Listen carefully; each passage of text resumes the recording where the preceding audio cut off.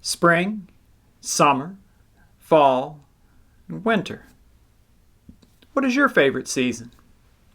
My favorite season is fall. It's not too hot. It's not too cold. The trees are ablaze with color. It's football season. It's apple and pumpkin spice everything season. Fall has the best 1-2 punch of holidays, Halloween, and Thanksgiving. It's football season. It's hooded sweatshirt season. You can finally pull your sweaters and boots out of the closet. You can use your fireplace indoors or your fire pit outdoors. Now, under normal circumstances, your children are heading back to school. It's football season. And you can finally cook all those great chilies and soups because the summer months are just too hot. Did I mention it's football season? While fall is easily the best of the 4 seasons, they each have their merit. The spring months bring new life and renewal. The summer months bring vacations and cookouts. The winter months bring hot chocolate and snowfall. I'm not sure what it would be like to live somewhere it's always hot or always cold, always rainy and overcast, or always drenched in sunlight. There's a comfort, a rhythm to the coming and the going of the seasons. As soon as I can't take another dark, cold winter day, spring saves the day.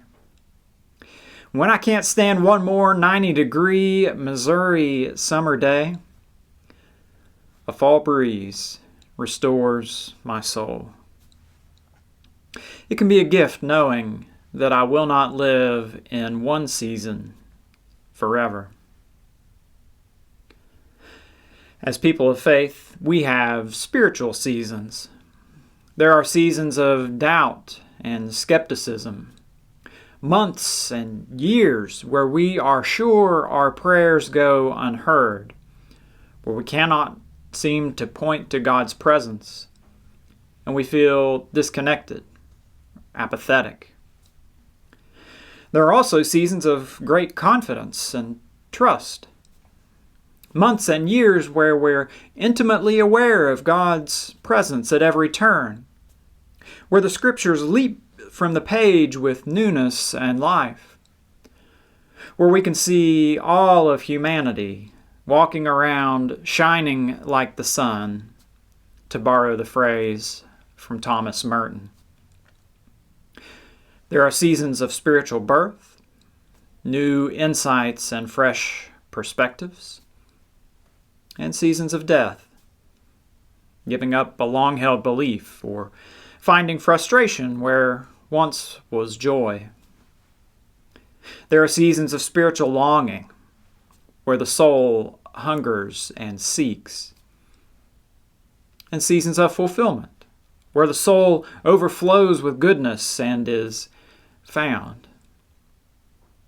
There are seasons of spiritual engagement, where you serve on every committee, never miss an opportunity to worship, and volunteer at every occasion. And there are seasons of spiritual Sabbath, where you step back from leadership, focus on other areas of life, and rest the self in order to return refreshed. For the anxious among us, these spiritual seasons can be reassuring. The seasons of doubt and uncertainty do not last forever. The seasons of death and longing eventually give way to new life and redemption. These same rhythms can also be humbling, enabling us to prepare in advance for our spiritual seasons of fulfillment and engagement to give way after time. We cannot remain on the mountaintop forever. Our spiritual seasons, they come and they go. They ebb and they flow. They rise and they fall. In which spiritual season are you living? Know that good or bad, it won't last forever. The author of Ecclesiastes perhaps knew the arrival and departure of our spiritual seasons the best. And so we close with these words from chapter 3. There is a time for everything, and a season for every activity under the heavens.